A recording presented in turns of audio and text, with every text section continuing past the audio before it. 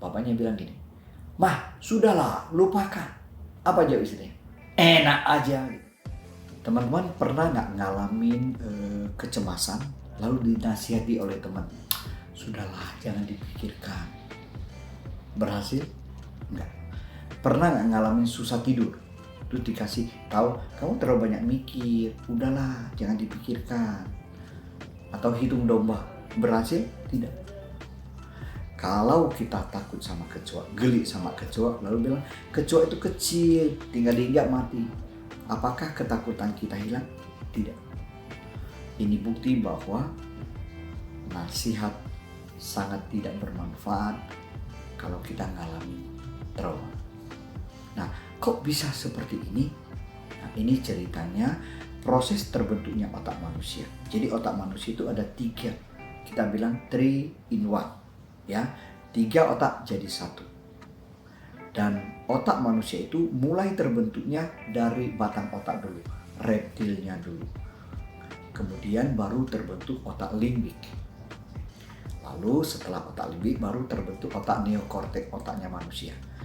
Nah, otak yang pertama itu kita bilang brainstem, batang otak atau otak reptil.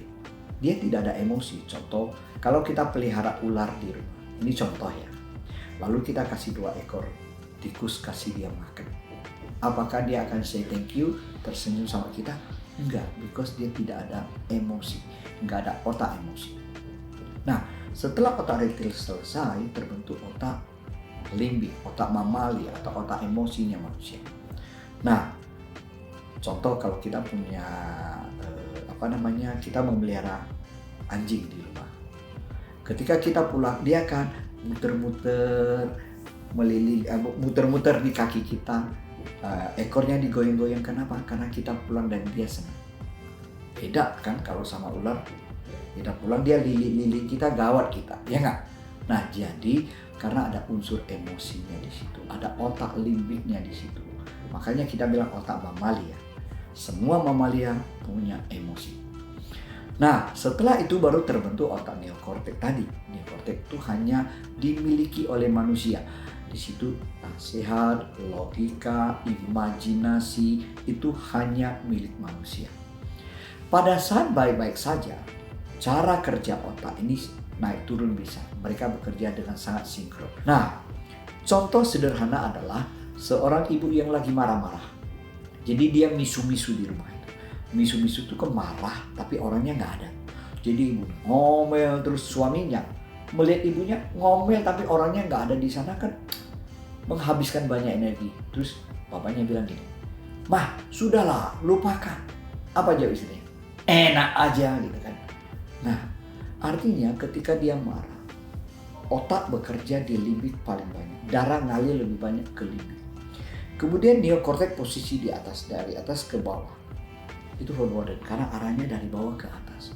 Ibarat jalan tol satu arah, ya lawan arus tidak boleh. Tidak mungkin bisa lewat gitu. Jadi percuma dikasih nasihat ke ibu itu. Nah, menurut Bessel van der Kolk, seorang ilmuwan itu mengatakan bahwa trauma itu ada di brainstem, di otak reptil, di batang otak kita. Simpannya di sana. Maka nasihat-nasihat ke limbik system aja sudah tidak work, apalagi ke yang paling bawah. Maka nasihat adalah cara yang paling tidak work, paling tidak berguna kalau orang mengalami stres, tertekan, kejadian-kejadian traumatis. Termasuk susah tidur, kecemasan, dan lain-lain. Maka sekali lagi, bagaimana cara menyelesaikannya secara natural? Nah, tentu saja harus searah dengan cara kerja otak.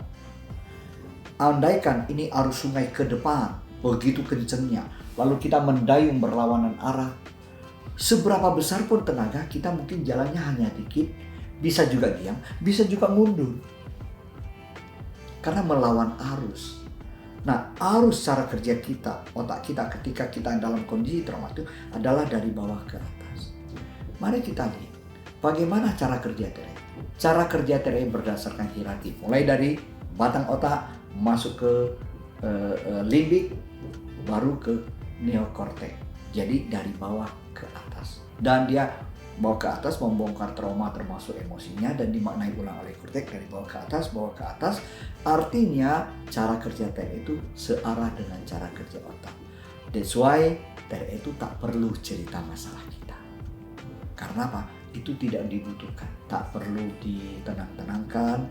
Ketika ototnya rileks, emosinya lepas, dia akan menjadi jauh lebih baik.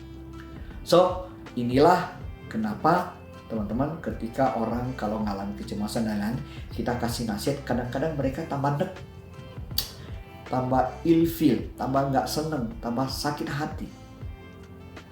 Dan dia bilang, aduh kamu lebay banget. Betul kan, sering kita dengarkan, kamu terlalu drama, terlalu lebay. Pertanyaan yang paling penting untuk kita renungkan bersama-sama adalah, apakah mereka yang punya kecemasan berlebihan itu dia mau? Dia juga tidak mau. Dia juga tidak mengerti kenapa ini bisa terjadi dengan dirinya. Maka nasihat-nasihat kita akan membuat mereka tambah terpuruk. So, mari kita berempati dengan mereka, nemani aja mereka. Jangan kasih nasihat. Terima kasih.